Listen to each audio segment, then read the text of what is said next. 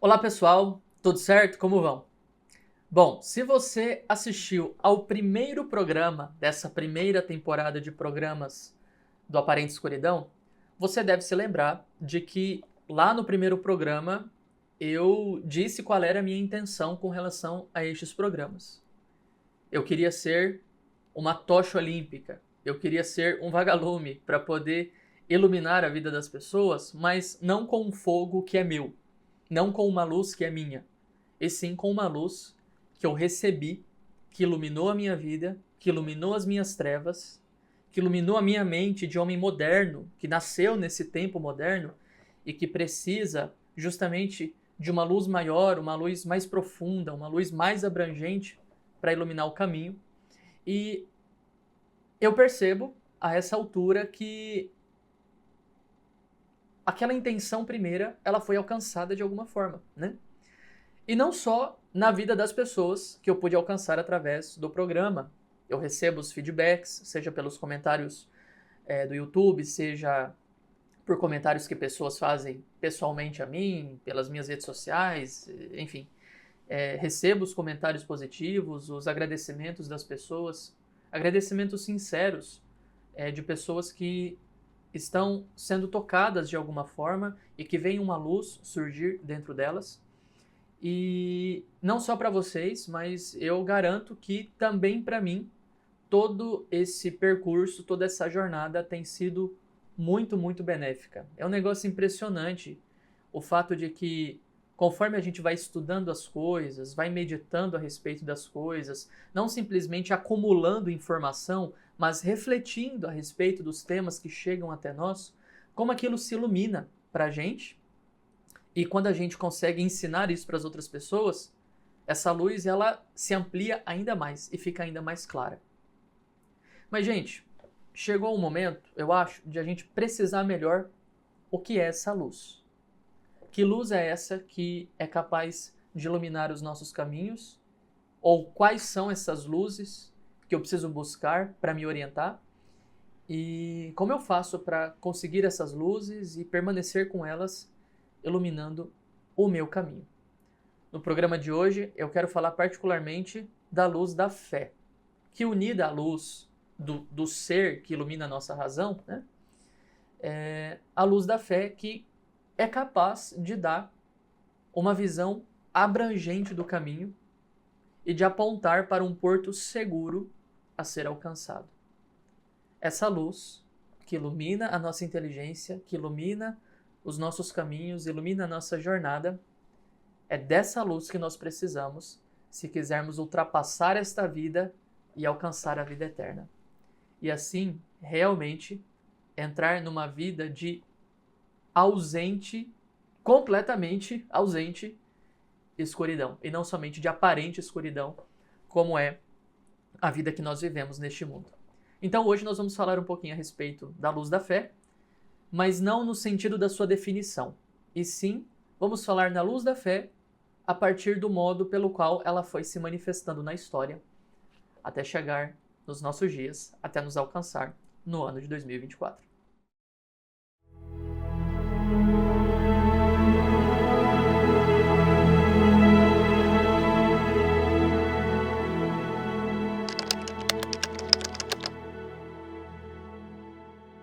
Essa minha reflexão hoje inteira está baseada na encíclica Lumen Fidei, que foi publicada pelo Papa Francisco no ano de 2013, no início do seu pontificado, mas que não foi escrita por ele, ou pelo menos, em sua grande maioria, em sua maior parte, não foi escrita por ele. Ele mesmo diz, no início da carta encíclica, que quem escreveu, ou quem esboçou de um modo geral o conteúdo dessa encíclica foi o Papa Bento XVI, que já havia escrito outras duas encíclicas a respeito das virtudes teologais da esperança, Spes Salvi, e da caridade, Deus Caritas Est. Estava faltando, então, uma encíclica a respeito da virtude sobrenatural da fé, virtude teologal também, né? E então surgiu a Lumen Fidei. E eu vou seguir um pouco o roteiro da primeira parte da Lumen Fidei, para a gente explorar um pouco essa ideia da luz da fé é necessária para nós nos dias de hoje e como é que ela foi aparecendo ao longo da história até chegar a nós. A encíclica começa dizendo o seguinte: luz da fé é a expressão com a qual a Igreja designou o dom trazido por nosso Senhor Jesus Cristo quando do seu aparecimento, lá no início do primeiro milênio. Esse dom, na verdade, é o próprio Jesus. Ele mesmo disse, né? No Evangelho de São João, capítulo 8, versículo 12. Eu sou a luz do mundo. Aquele que me segue não andará em trevas, mas terá a luz da vida. Ou então, também no Evangelho de São João, mas agora no capítulo 12, versículo 46. Eu vim como luz ao mundo. Assim, todo aquele que crer em mim não ficará nas trevas.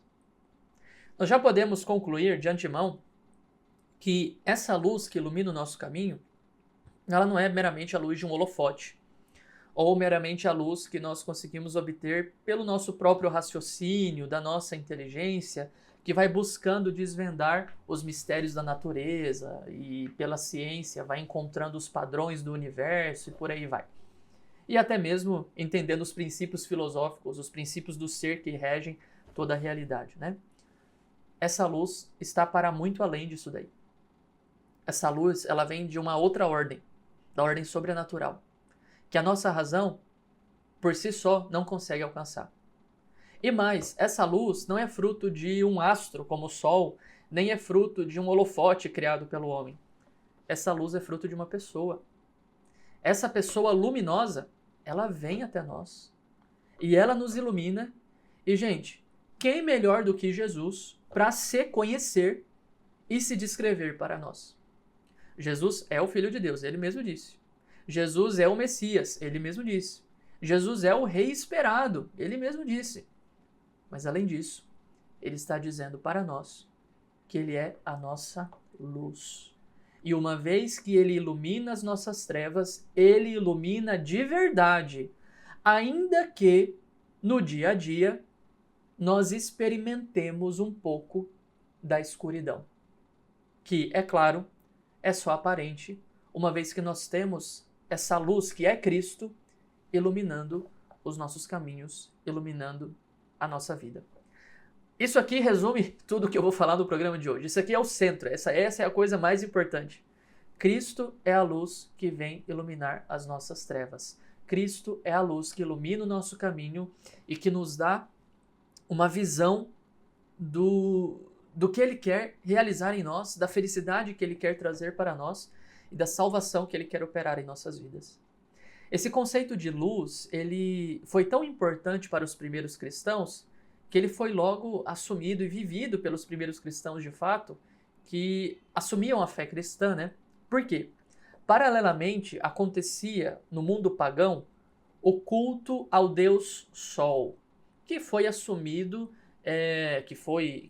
que apareceu, melhor dizendo, na história, de diversas formas a partir de cada uma das culturas pagãs ao redor de Israel, que recebeu a revelação cristã, né? O sol nascente que veio nos visitar, que é nosso Senhor Jesus Cristo.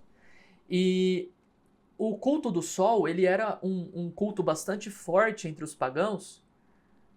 O sol é esse astro estável que está ali presente todos os dias, que sempre vai nascer, que nunca vai nos desapontar, que nunca vai nos deixar na mão, que traz vida à terra também, né? Mas as pessoas percebiam que o sol não era capaz de iluminar toda a existência humana.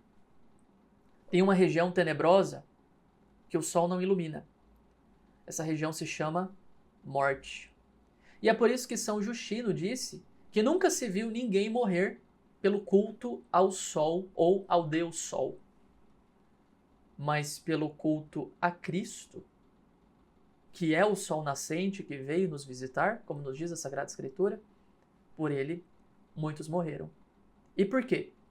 Porque eles estavam recebendo um tipo de luz que é completamente diferente daquele tipo de luz que nós podemos receber nesse mundo.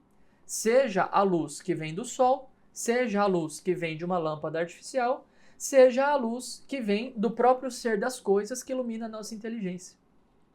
Essa luz que ilumina a vida dos cristãos ilumina essa área tenebrosa que o sol não é capaz de chegar.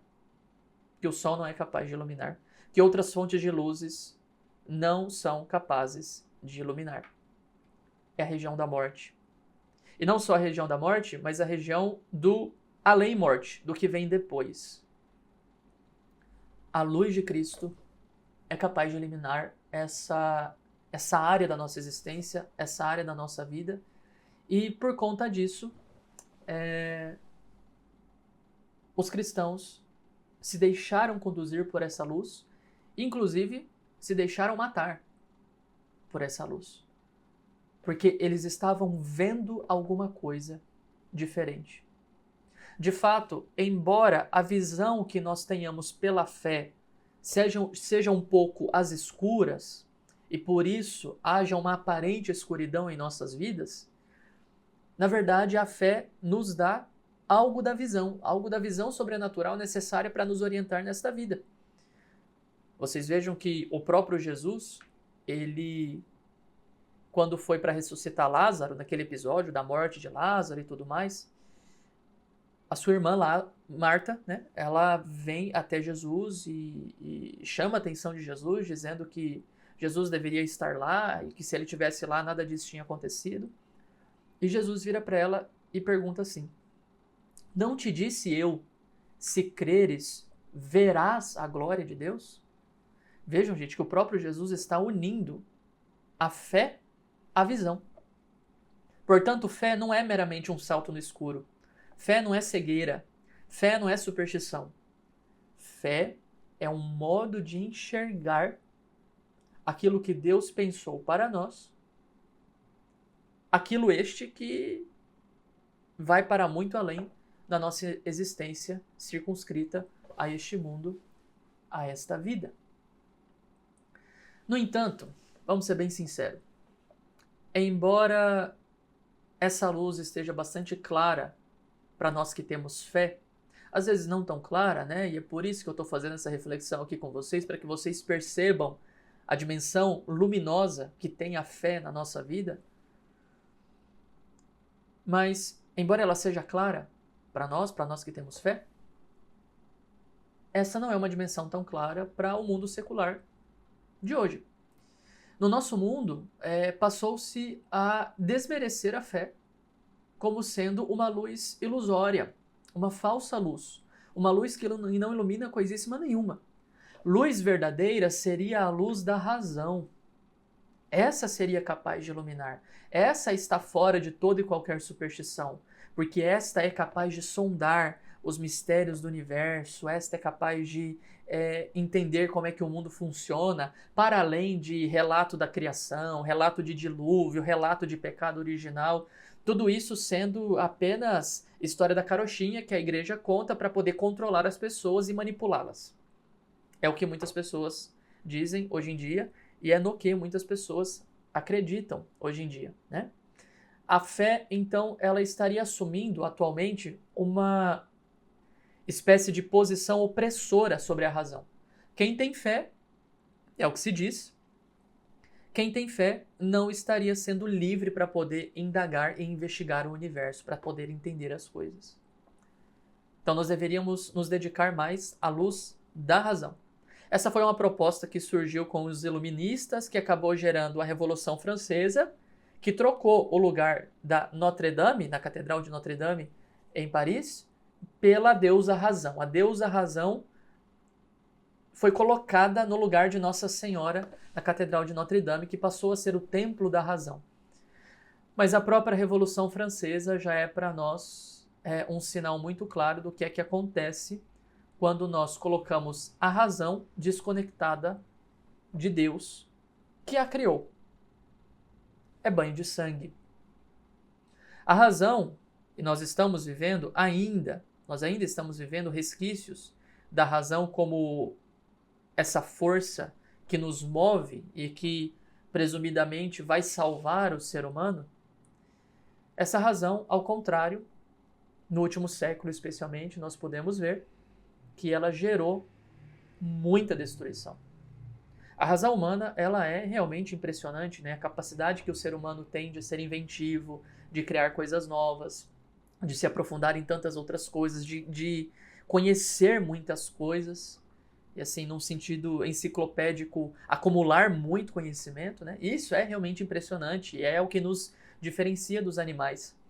Mas ao mesmo tempo, a razão deixada sozinha, sem uma orientação moral superior que a ilumine, ela irá acabar criando coisas terríveis, como criou. Por exemplo, guerras totais, em que você não sabe quem é verdadeiramente o seu inimigo, o seu oponente, e o objetivo da guerra é o de se ampliar o máximo possível para causar o máximo de dano possível, gerando morte de muitos inocentes, inclusive. É o que aconteceu nas duas grandes guerras que nós tivemos no século passado, a Primeira e a Segunda Guerra Mundial. Exemplos de guerras totais.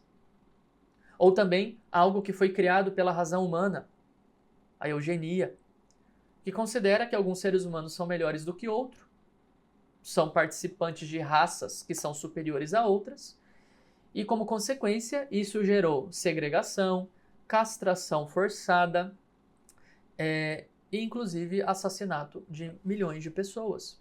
A gente acha muitas vezes que o problema da eugenia começou com o nazismo, né?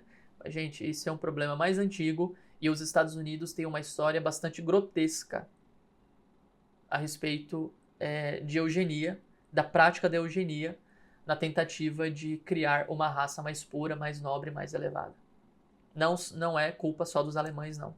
Tá? Tem muita gente envolvida nisso daí também. E além disso, as próprias armas de destruição em massa, né? Nós falamos das guerras totais, uma delas a Segunda Guerra Mundial, que teve o grande fenômeno das bombas atômicas, que mostraram a que ponto a razão humana é capaz de chegar nesse caminho de destruição que o homem é capaz de trilhar. Vejam que coisa pavorosa o que a razão humana foi capaz de construir. Nesse caso, a luz que ilumina a razão, e não é a luz da fé, ela se tornou tenebrosa, né? E se você parar para pensar, eu acho que essa é uma experiência um pouco comum, um pouco generalizada. Hoje em dia, não há tanta esperança de que o ser humano é capaz de se salvar com a sua própria razão. Me parece mais que as pessoas estão um pouco desesperadas. Elas estão um pouco sem esperança. E eu acho que muita gente acredita que o futuro não é luminoso. Ele é tenebroso. Ele é sombrio. E onde se encontra a fé no meio disso tudo? Na prática, a fé em uma cultura que já parou de esperar da luz da razão é apenas uma espécie de consolo pessoal e subjetivo, uma espécie de analgésico que não resolveria os nossos problemas, porque afinal de contas, fé não resolve o problema de ninguém. Mas se a pessoa tem, deixa ela ter, né? Porque pelo menos ela não vai ficar se importando muito com o futuro, não vai ficar se importando muito com esses grandes problemas da humanidade e vai ficar tudo bem, né? Mas não, gente. Diante dessa situação em que nós estamos vivendo, é urgente recuperar o sentido luminoso da fé. Luz esta que provém da fé e que ilumina o mundo inteiro. E é para iluminar todas as pessoas. É uma fé universalista mesmo, é para alcançar o mundo inteiro. O Senhor Jesus nos pediu isso. Ele tinha isso em mente, que todas as pessoas do mundo, os 7 bilhões de seres humanos que existem hoje, chegando a 8, que eles tivessem a luz da fé, que eles enxergassem a partir da luz da fé, sendo orientados pelo seu Criador, Redentor e Santificador, que os quer fazer felizes, que nos quer fazer felizes e quer nos redimir. Por isso, é necessário recuperar, de modo urgente, o sentido da fé e o seu caráter luminoso, para começar, em primeiro lugar, iluminando as nossas vidas no meio das trevas em que nós estamos inseridos e afastando para longe de nós essas trevas. E uma vez que nossas vidas estão iluminadas, que a gente possa agir como que segurando tochas olímpicas para poder iluminar a vida dos outros, para poder levar essa luz para os outros. No número 4 da encíclica Lumen Fidei, o Papa diz o seguinte, a respeito da fé, de onde é que nós podemos encontrar a fé. Ele diz assim, a fé nasce do encontro com o Deus vivo, que nos chama e revela o seu amor. Um amor que nos precede e sobre o qual podemos apoiar-nos para construir solidamente a vida. Transformados por este amor, recebemos olhos novos e experimentamos que há nele uma grande promessa de plenitude e se nos abre a visão do futuro. Se estamos dizendo que é urgente recuperar o sentido luminoso da fé, precisamos saber onde é que nós vamos encontrá-la. E a Lumen Fidei nos diz, nesse trecho, que a fé nasce do encontro com o Deus vivo. A fé não nasce do homem. Ela nasce do encontro com o Deus vivo que nos chama e que revela o seu amor. Ou seja, a fé é apenas uma resposta a um Deus que fala primeiro. Por isso, nessa urgência de recuperar o sentido luminoso da fé, há também a urgência de parar para ouvir a voz de Deus que está falando.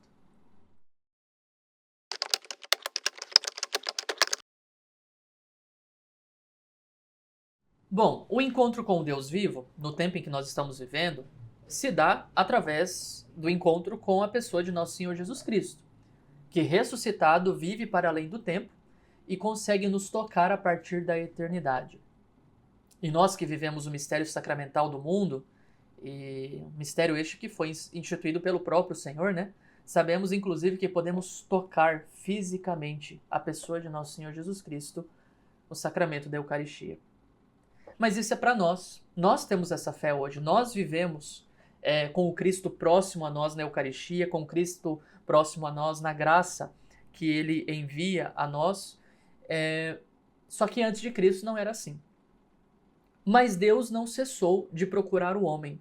Deus não cessou de ir ao encontro do homem para o chamar e revelar o seu amor. A fé não nasce disso? A fé nasce do encontro do homem com o Deus vivo, que o chama e revela o seu amor. E o homem, quando responde, responde em espírito de fé, e por isso nós podemos dizer que a fé é resposta. Então, se a gente voltar lá para o Antigo Testamento, nós iremos encontrar duas grandes balizas que sustentam a fé de Israel, a fé do povo de Israel, sobre a qual irá se assentar a fé dos cristãos. Nós não abandonamos o Antigo Testamento. Ao contrário, ele foi completado pelo Novo Testamento que nós ainda estamos vivendo. Então vamos voltar um pouco lá no Antigo Testamento e ver quais são essas duas balizas sobre as quais estão assentadas a fé de Israel e a partir das quais nós poderemos enxergar de modo mais claro o modo pelo qual Jesus age conosco no tempo em que nós estamos vivendo. Porque Jesus, Filho de Deus, age como Deus e Deus não muda, né? E vocês vão ver que existem estruturas semelhantes em cada uma dessas balizas do Antigo Testamento e no modo pelo qual Jesus age conosco no tempo em que nós estamos vivendo. A primeira dessas balizas se chama Abraão. Gente, se vocês pegam o livro do Gênesis, lá a partir do capítulo 11, a partir do capítulo 12, e leem o livro com atenção, vocês irão perceber uma coisa. Abraão está bem de boa vivendo a sua vida, nós não temos muitos detalhes, né, a respeito do que é que ele estava fazendo, mas ele vivia ali na região de Ur, na antiga Mesopotâmia, e do nada, simplesmente do nada, Deus aparece e começa a falar. E o que ele fala é fundamental, fundamentalíssimo para a fé de todo o povo de Israel e também para a nossa fé, porque nós, afinal de contas, somos filhos de Abraão. Vejam o que é que ele diz a Abraão no capítulo 12, no início do capítulo 12, versículo 1. Ele diz assim, Deus aparece a Abraão e do nada diz, sai da tua terra, da tua parentela e da casa de teu pai, para a terra que eu te mostrarei. Farei de ti uma grande nação e te abençoarei. Engrandecerei o teu nome e tu serás uma bênção. Abençoarei os que te abençoarem e amaldiçoarei os que te amaldiçoarem. Por ti se abençoarão todas as tribos da terra. Vamos detalhar um pouquinho essa fala de Deus para Abraão, para a gente entender bem o que é que está acontecendo aqui? Então, em primeiro lugar, Deus faz uma chamada a Abraão. Sai da tua terra. Sai da tua terra da tua parentela, da casa de teu pai, para a terra que eu vou te mostrar. Isso é fundamental para entender a dinâmica da fé. Deus sempre nos chama para um outro lugar. Essa luz da fé que nós recebemos é para iluminar o nosso caminho de tal forma que nós alcancemos esse porto seguro que nós buscamos, que nós desejamos. Sai da tua terra, Abraão. Sai da tua terra, filho de Deus. Sai da tua terra, você que me ouve. Abraão ouviu isso. Imagina como é que ele não deve ter recebido essa chamada de Deus, né? E a vivência da fé, ela vai acontecendo na medida em que Abraão sai da terra e começa a trilhar o caminho que Deus havia indicado para ele, através de cujo caminho, ele irá começar a perceber a realização das promessas. É só assim que a gente vê o segundo elemento dessa fala de Deus para Abraão acontecer. O primeiro elemento é a chamada, sai da tua terra. O segundo elemento é promessa. E quais são as promessas que Deus faz aqui para Abraão? Primeiro, ele promete fazer de Abraão uma grande nação, quando ele diz, farei de ti uma grande nação e te abençoarei. Depois, ele promete a Abraão que lhe daria um grande nome, quando ele diz, engrandecerei o teu nome e tu serás uma bênção. E por fim, ele promete que através de Abraão, todos os povos da terra seriam abençoados. Quando ele diz, abençoarei os que te abençoarem e amaldiçoarei os que te amaldiçoarem, por ti se abençoarão todas as tribos da terra. Percebam, só um detalhe, só um parênteses aqui nessa nossa explicação. Percebam como era a intenção de Deus desde o início salvar não só o povo de Israel, mas a terra inteira, o mundo inteiro. A intenção nunca foi salvar apenas uma parcela da humanidade, e sim salvar todo mundo. Só que Deus escolheu um instrumento para que essa salvação acontecesse. E esse instrumento era o seu filho primogênito, Israel, do qual viria o Messias, que iria universalizar a salvação para o mundo inteiro, né? Então nós vemos Deus primeiro fazer uma chamada a Abraão e depois fazer uma promessa que na verdade é uma promessa tripla, né? Essa terra que Deus iria mostrar para ele era a terra prometida depois aos judeus, aos hebreus, melhor dizendo, que é um termo mais correto, né? Lá no livro do Êxodo, nós vamos chegar lá, tá bom? Mas é interessante notar como essa promessa também nos alcança. E o que é importante de se notar aqui na fé de Abraão? Primeiro, como eu já disse, a fé de Abraão é uma resposta a um Deus que se revela o seu nome, revela o seu amor, um Deus que se importa com o seu povo, e Abraão responde, obedece, ouve, obedece e começa a andar pelo caminho que o Senhor havia apontado para ele, né? E aqui nós vemos também um elemento bastante interessante da fé, porque ela mostra como que Deus é um Deus pessoal, né? Deus que aparece aqui não é o Deus da fertilidade, Deus não é o Deus do sol, Deus não é o Deus da guerra. Deus é o Deus de Abraão. É um Deus muito pessoal. Deus é o Deus do Padre Henrique. Deus é o Deus do Papa Francisco. Deus é o Deus de você que me escuta. Isso é maravilhoso, isso é muito lindo. Isso mostra uma grande novidade que existe na fé do povo de Israel, que depois será assumida pelos cristãos, né? E será plenificada pelos cristãos, né? E de Abraão se pede, então, essa resposta confiante a esse Deus que interpela pessoalmente, confiar-se nessa palavra e se deixar conduzir por esta palavra que foi dita. Percebam, gente, que Abraão vivia numa aparente escuridão, hein? Ele não via a Deus. Ele não estava vendo a Deus. Ele ouvia o Senhor o chamava. E é próprio da fé ouvir para poder enxergar, mas enxergar de forma algo tenebrosa, né? A gente não vê com muita clareza, a gente não vê, assim, bem por onde é que nós temos que trilhar o caminho, mas nós estamos sendo orientados por essa voz, por essa palavra que vem até nós e nos alcança, né? Essa é a primeira baliza que mostra para nós o que é a fé como resposta a Deus, que vem até nós para nos chamar a uma vida nova, revela o seu amor, revela a sua própria pessoa e revela o projeto que tem para nós. A segunda baliza segue na esteira da fé de Abraão e é a fé do povo de Israel.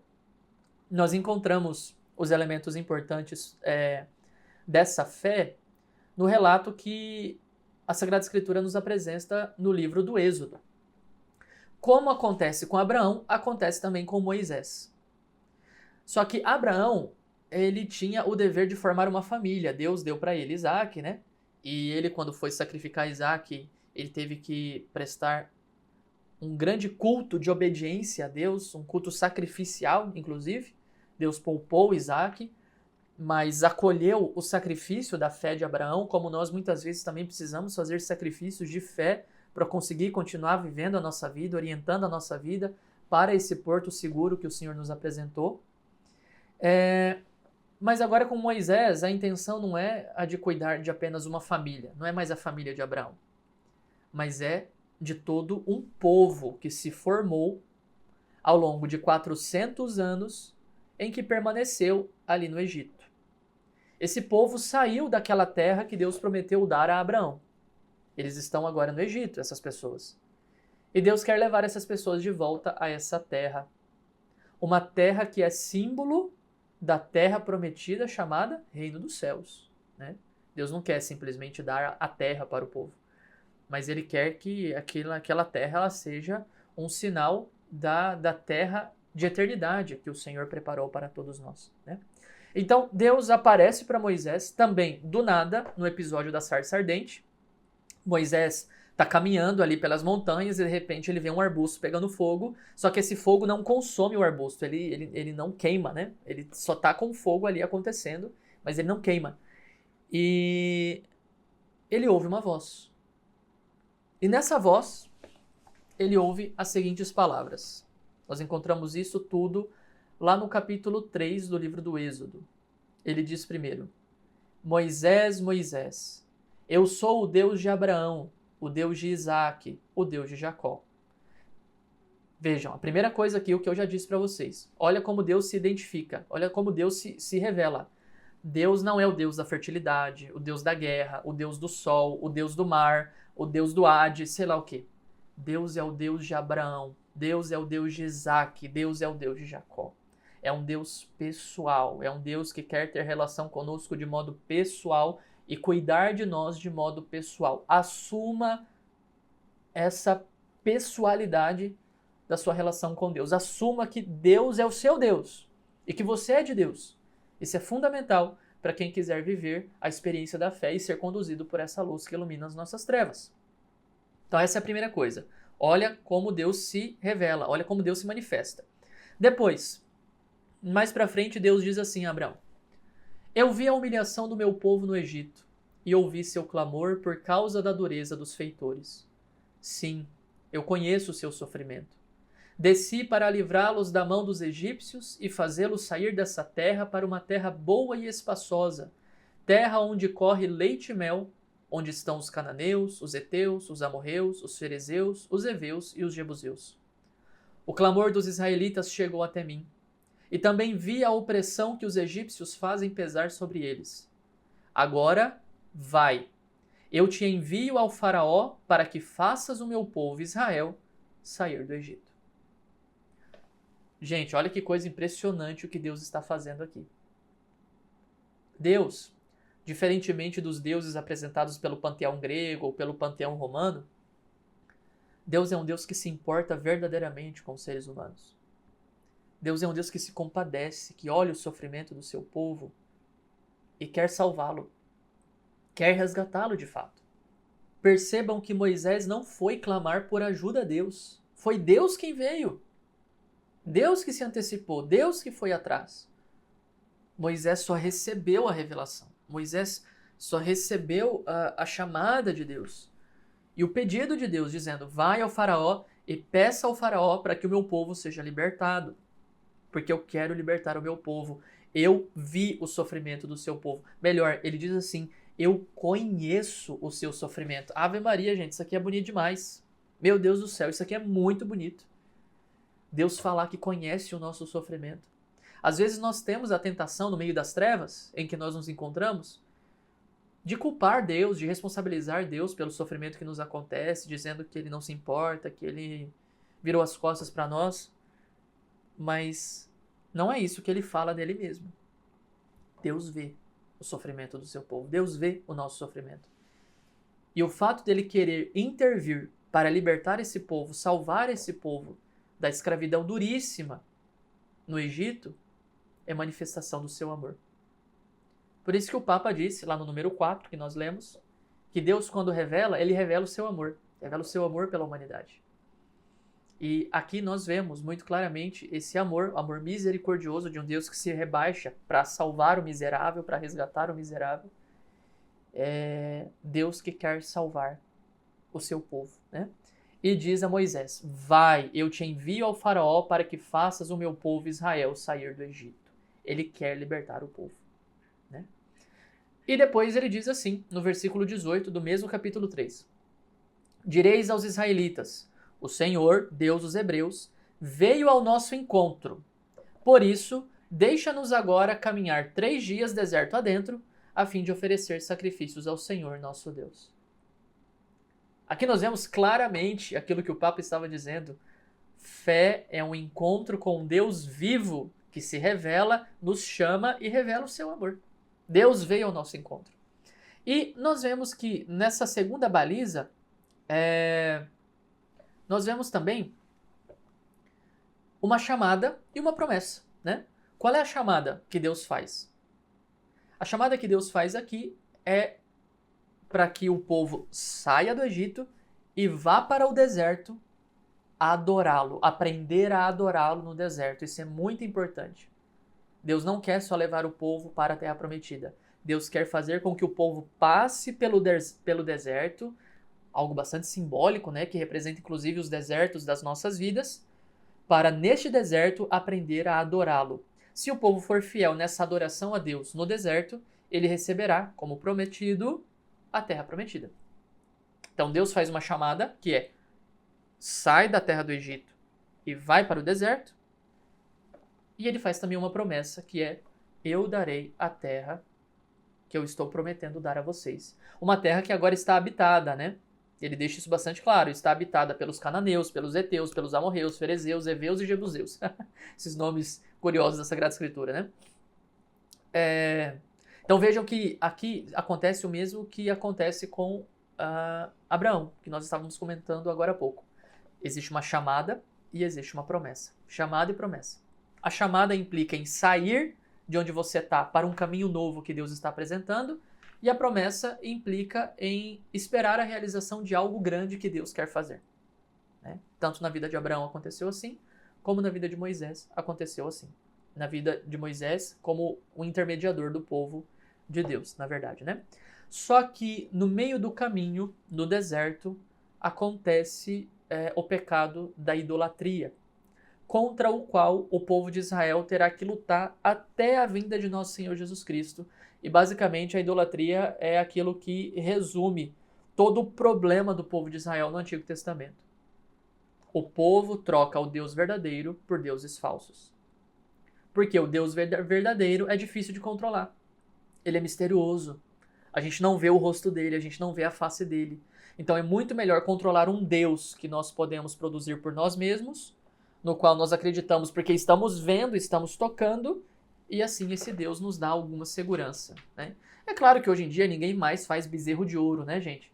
Mas existem muitos elementos idolátricos na nossa cultura, como, por exemplo, o dinheiro, a segurança, o bem-estar, o prazer e até coisas muito boas como a nossa família.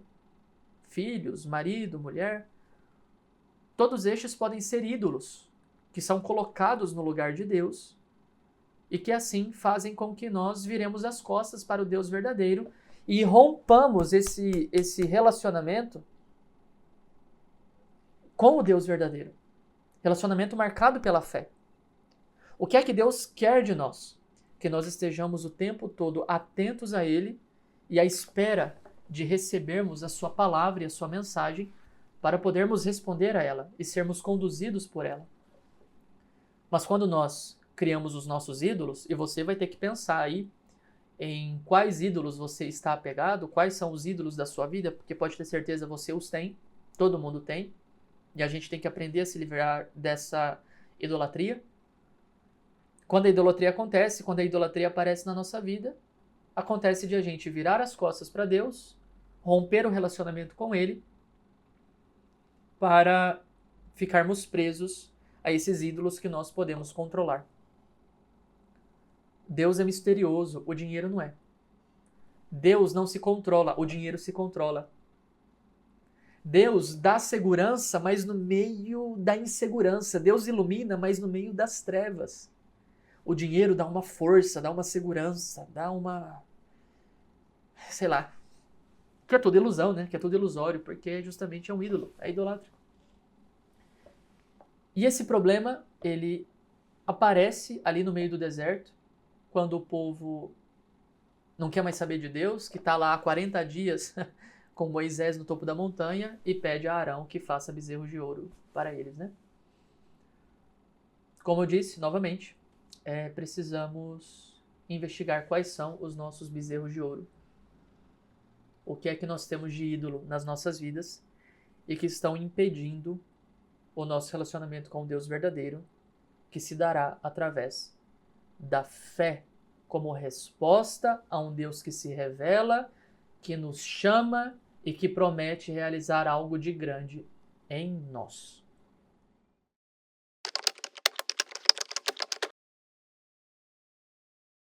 Toda a história do Antigo Testamento, desde Adão e Eva, passando por Abraão, Isaac e Jacó, Moisés e o povo de Israel no deserto, e todos os reis, todos os profetas, todos os sacerdotes do Antigo Testamento, tudo isso converge para o ponto central da história, para a plenitude da história, que revela para nós também a plenitude da fé, porque é a plenitude da manifestação de Deus é quando nasce nosso Senhor Jesus Cristo.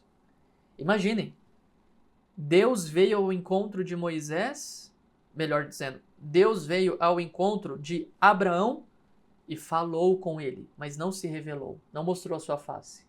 Deus veio ao encontro de Moisés e falou com ele, mas não se mostrou, não se revelou, não mostrou a sua face. E assim vai acontecer com vários outros profetas do Antigo Testamento. Deus fala uma palavra, fala uma mensagem que contém várias palavras, mas não revela quem é, não revela a sua face. Em Jesus, a palavra não é só falada, a palavra se faz carne e passa a habitar entre nós. Isso é assim, é de explodir a cabeça, porque é muito impressionante. Parem para pensar nisso. Isso é muito impressionante. Deus parou de falar e mandou a palavra, porque essa palavra, é a que vai falar agora, por tudo, e cujo eco vai ecoar por toda a eternidade. É nosso Senhor Jesus Cristo. E ele mesmo diz o seguinte, no capítulo 8 do Evangelho de São João: Abraão, vosso pai, exultou com o pensamento de ver o meu dia. Viu-o e ficou cheio de alegria. O próprio Cristo Jesus está dizendo que lá, Abraão, lá no passado, quando foi tocado por Deus, quando foi alcançado por Deus, ele já estava de alguma forma orientado para o Cristo que se revelou na plenitude dos tempos, na plenitude da história, né? Isso é fenomenal. E nós vemos com o aparecimento de nosso Senhor Jesus, com a vinda dele ao mundo, a mesma estrutura que nós vimos nas duas balizas do Antigo Testamento. A estrutura de um Deus que vem ao encontro do homem, como ele veio ao encontro dos apóstolos, né, e os chamou um a um, e que, ao vir ao encontro do homem, ele faz também uma chamada e uma promessa. A chamada é a de nós deixarmos a nossa posição, digamos, existencial, para assumirmos uma nova existência, a existência do cristão, a existência daquele que é conduzido por Cristo, que é levado por Cristo. Isso é completamente transformador. Jesus vira para os apóstolos quando os chama e diz: segui-me, eu farei de vós pescadores de homens. Mas não é só para os apóstolos, só para os 12, não, é para todo mundo, ele chama todo mundo a segui-lo. a entrar nesse caminho do discipulado. Ouvirem a sua voz e guardarem no coração e colocarem em prática aquilo que ele está pedindo, aquilo que ele está orientando para nós. Essa chamada de sair da sua posição para assumir uma nova posição, isso está presente também na revelação que Cristo faz de Deus. E também há uma promessa. E qual é a promessa aqui? A vida eterna. O Senhor não garante para nós felicidade material, felicidade hedonista. O Senhor não garante nada disso para nós. Ao contrário, Ele nos garante a vida eterna. E uma vida feliz aqui na Terra, aqui nesta vida, nessa realidade, mas não sem sofrimento. Ele deixou isso bem claro. Né? Mas a promessa está lá. É promessa de vida eterna. Chamada e promessa estão presentes também em Jesus, que vem revelar quem é Deus e qual é o seu grande amor por nós. E por que vale a pena confiar em Jesus? Por que vale a pena ouvir a palavra dele e dizer, sim, eu vou te levar a sério, eu vou acolher na minha vida aquilo que o Senhor está orientando? Por que vale a pena? Porque ele morreu por isso. E ele disse ter morrido por nós. Quando a pessoa é capaz de dar a vida por aquilo que ela acredita, nós podemos ver que, de fato, ela leva bastante a sério aquilo em que ela acredita. E Jesus levava bastante a sério aquilo que ele veio apresentar para nós. Ele não precisava acreditar nisso, né? Porque ele é Deus, ele sabia. Ele não precisava crer, ele sabia. E ele morreu por nós. Em um amor que se entrega, eu posso acreditar. E é por isso que a revelação que Deus faz em Jesus, ela é única na história. Em nenhum outro momento nós iremos ver Deus revelando tanto o seu amor como nós vimos em Jesus. Mas nós precisamos aplicar isso na nossa vida, meus queridos. Nós precisamos ver esse amor acontecendo de modo concreto na nossa vida. E isso só acontece porque ele, ao entregar-se por nós, entregar a sua vida por nós, não permaneceu morto. Se tivesse permanecido morto, dificilmente nós acreditaríamos naquele que promete nos livrar da morte. Ele nem se livrou a si, né? Como é que ele vai nos livrar da morte? Mas não, ele ressuscitou. Então, pela sua ressurreição, o Senhor de fato lançou uma luz forte o suficiente para iluminar o caminho que passa sobre o abismo da morte, inclusive da morte eterna, e nos faz alcançar o reino da bem-aventurança eterna, da vida feliz, verdadeiramente feliz, do lado de Deus. E esse Cristo ressuscitado é ele que age hoje em dia, através da igreja, para nos alcançar e fazer esse caminho de revelação de si de modo muito pessoal. Por que eu contei tudo isso aqui para vocês?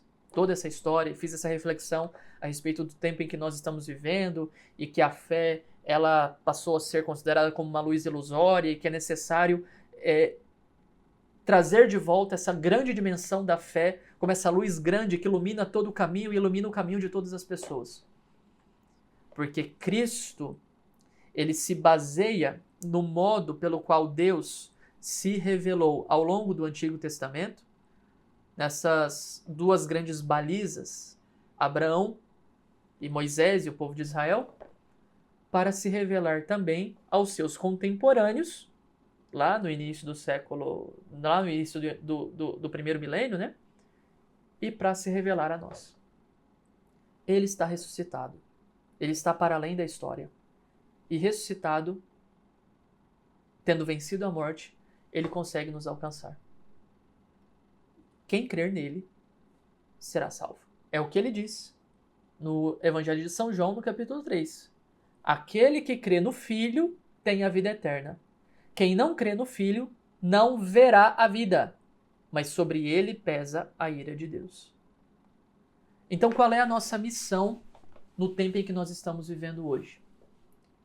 Diante de tudo que nós temos atrás de nós, da tradição que nós recebemos da igreja, uma tradição que vai até lá na vida de Abraão, a vida de Moisés, a vida do povo no deserto, diante de tudo isso que já passou, procurar Deus que age no hoje da nossa história, na mesma dinâmica, na mesma estrutura pela qual ele agiu no passado. Porque o nosso Deus, o Deus de Abraão, o Deus de Isaac, o Deus de Jacó, é o Deus também da Virgem Maria. É o Deus dos apóstolos. É o Deus dos santos e santas que iluminaram o mundo com o seu testemunho de vida. É um Deus vivo. É um Deus vivo que quer nos alcançar e quer vir ao nosso encontro. É fundamental que nós saibamos procurar esse Deus vivo, saibamos procurar esse Deus que quer vir ao nosso encontro e que quer nos revelar o seu amor. E eu digo para você que me ouve, se a sua vida está tenebrosa agora, se você está vivendo um período de trevas, por qualquer tribulação que seja, saiba, é justamente aí que a luz, quando brilhar, se tornará mais evidente. E não sei não se já não está brilhando e você não está percebendo, hein? A nossa escuridão é aparente. Porque Deus brilha. E vem nos iluminar com a luz da fé. Então eu faço esse apelo a você que me ouve. Vamos procurar essa luz. Uma luz que surge a partir do encontro com a pessoa de Jesus Cristo, Deus verdadeiro que se revelou e revelou o seu amor por nós e quer nos alcançar. E nesse encontro com a pessoa de Jesus, pedir a Ele, Senhor, revela-me mais o seu amor. Senhor, dai-me mais fé. É o que eu deixo de conselho prático nesse programa, aqui hoje. No fundo do seu coração, faça uma prece sincera. Senhor, que eu veja. Senhor, me dê fé. Senhor, venha ao meu encontro. E espere, meu irmão, espere, minha irmã. Ele virá. Como ele veio atrás de Abraão, como ele veio atrás de Moisés, como ele veio atrás dos apóstolos, ele virá. Eu não tenho dúvidas. Ele virá. Que os seus ouvidos estejam atentos, abertos, atentos, para poder ouvi-lo e respondê-lo em espírito de profunda fé, como fez Nossa Senhora. Eis aqui a serva do Senhor. Eis-me aqui, envia-me. Faça-se em mim segundo a tua palavra. Assim nós iremos encontrar esse Deus vivo que nos chama e revela o seu amor por nós, e ao respondê-lo com uma vida que busca ser transformada cotidianamente, nós estaremos respondendo a Ele pela virtude da fé, e esta fé iluminará a nossa existência, que só de modo aparente é tenebrosa, mas que no fundo tem uma luz que nos orienta, uma luz que nos encaminha, a luz da fé.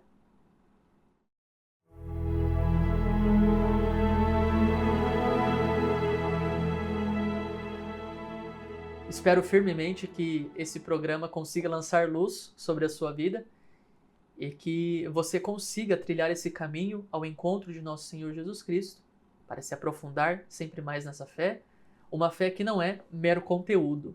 Vocês viram o que eu fiz aqui, né? Eu não tentei definir conceito, mas o que eu quis fazer aqui é mostrar como a fé é um movimento de encontro com Deus verdadeiro.